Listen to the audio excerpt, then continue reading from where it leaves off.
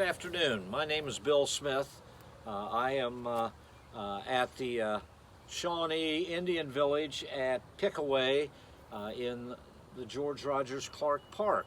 And this is the site of the largest battle of the Revolutionary War west of the Allegheny Mountains. And what I'd like to talk to you about today is how this battle took place and the outcome.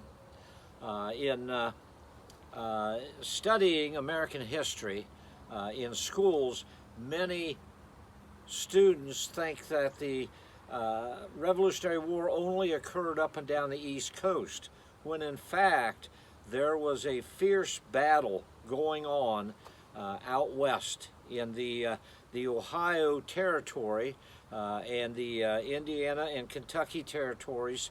And it was a battle between the American settlers and they were fighting the Native Americans and the British. By 1780, the Revolutionary War in the East had come to a stalemate. Washington was kind of stuck in surrounding New York, and not a whole lot was happening. And so the war, by British standards, started to move south and west. The British sent Cornwallis to the south to start attacking the areas down there, and at the same time they made a decision to come from Detroit, which was the headquarters, the main headquarters of the British Army in the West, and head south, push the settlers out of the territory and back over the mountains and claim this land once again for the British. So in 1780, this is what started to happen. In May, the British under Captain Byrd got a group of 150 British soldiers, 700 Indians, and started out from Detroit and marched south. And their goal was to get to the Ohio River and then travel down the Ohio River to what at that time was called the Falls of the Ohio. We know it today as Louisville, Kentucky, and attack the settlers down there in the fort, in which they could take that and then sweep everybody out of the area and take over the territory. Once they got down to the Ohio River, the Indians found out that George Rogers Clark was at the Falls of the Ohio. George Rogers Clark had a tremendous reputation with the Indians and with the settlers here because of his things that he did out in Indiana with Kaskaskia and Cahokia, and the Indians didn't want any part of him. So they told Captain Byrd, we're not going to go down to the Falls of the Ohio. Instead, we're going to go down the Licking River, and we're going to attack the forts down there. Captain Byrd didn't have any choice but to follow the Indians. One of the things that he did was to take a 6-pound cannon with him.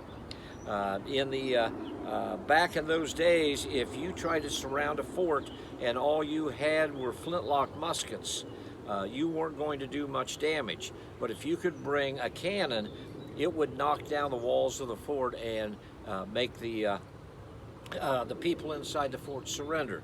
So going down the Licking River, they cross over and get to Rubbles Station. They surround Rubbles Station, they attack it with the cannon, and eventually Rubbles Station surrenders. The deal that they made was that if the settlers inside the fort surrendered, that they would not hurt any of the settlers and that they would not kill any of the livestock. So the gates were open, and the Indians went on a rampage. They came in and started killing some of the settlers. There is a story from one of the surviving settlers that the Indians tore a baby from the mother's breast and threw it into the fire. It was very brutal. They finally got everything under control, but the Indians had killed many of the settlers, and they had also killed the livestock. Captain Byrd was not happy with this. He was a pretty honorable man when it came to fighting battles. They then continued on down to Martin Station, and Martin Station had heard already what had happened in Rubbles Station, so they surrendered without a fight. And once again, the idea was that all of the people inside the fort would surrender and nothing would happen to them. Well, once again, there was a lot of carnage, and they killed all of the livestock, all the cows and all the hogs, and so Byrd knew now he's out of food. And he is so fed up with the way that the settlers in the forts had been treated, he says, I'm going to turn around and go back to Detroit, which he does. The Indians took from the two forts about 400 prisoners. And once they got back into Ohio, many of the Indians split off and went to their own villages and took some of the prisoners with them, and about 200 of the prisoners ended up in Detroit. Clark had heard about this. There was word sent down to the Falls of the Ohio, and so he marched back across land to Harrodsburg, and because he was such a big figure, he was expected to be in charge of the retaliatory raid. He closed the land offices, he closed the roads out of there, and he said that 4 out of every 5 men are going to join the militia, and we're going to go back into Ohio, and we're going to attack the Indian villages. And so they set up a date that by August 1st in 1780, that they would meet at the mouth of the Licking River right across from present-day Cincinnati. And eventually, they had close to 1,000 men that they had collected.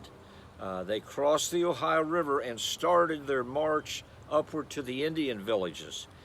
You have to understand that in that particular day, that was pristine forest, and they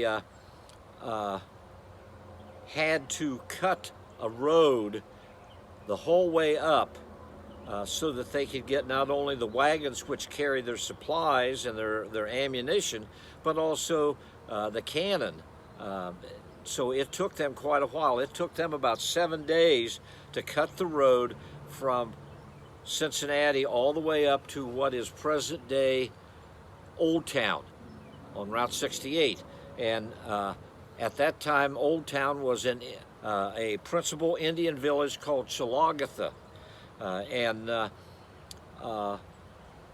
Once they got there, the Indians had found out that Clark and his men were coming, and so they abandoned Chilaugatha, set fire to it, and fled 12 miles north to Peckuwe.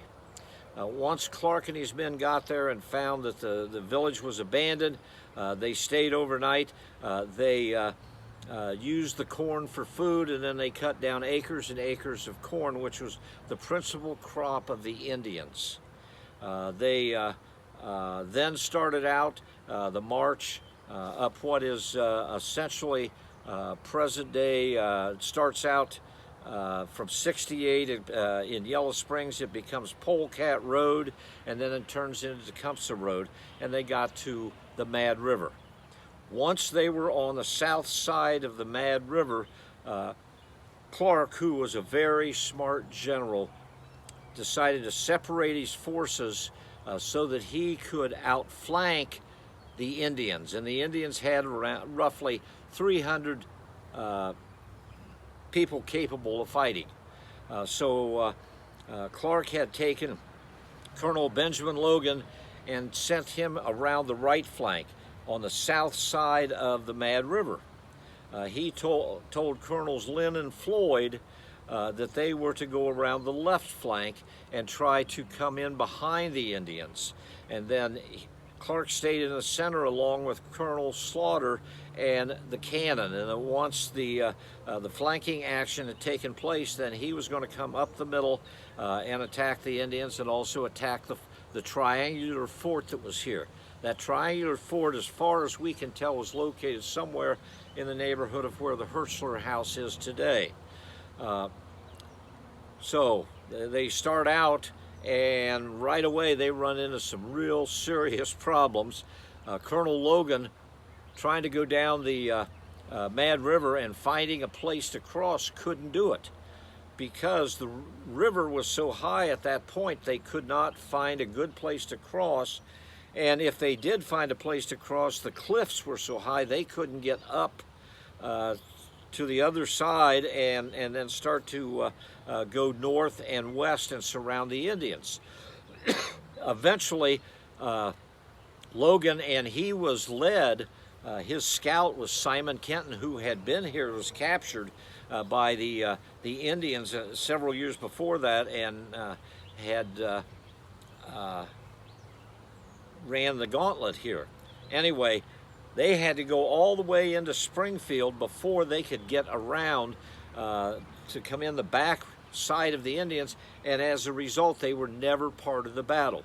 Lynn and Floyd were starting on the left flank, and the left flank was full of prairie grass that was taller than a man and fields of corn.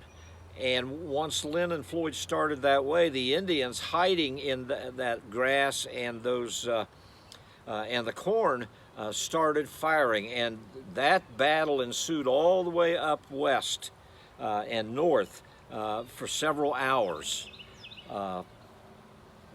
Eventually, the Indians finally started to retreat from the northwest back into their village, into Peckuwe. There were many cabins in the village of Peckuwe. They would have looked like the cabin that I am standing in front of. This is a model of a Shawnee cabin. Clark then came up from the center and came up on top of one of the hills so that he had strategic position over the Shawnee.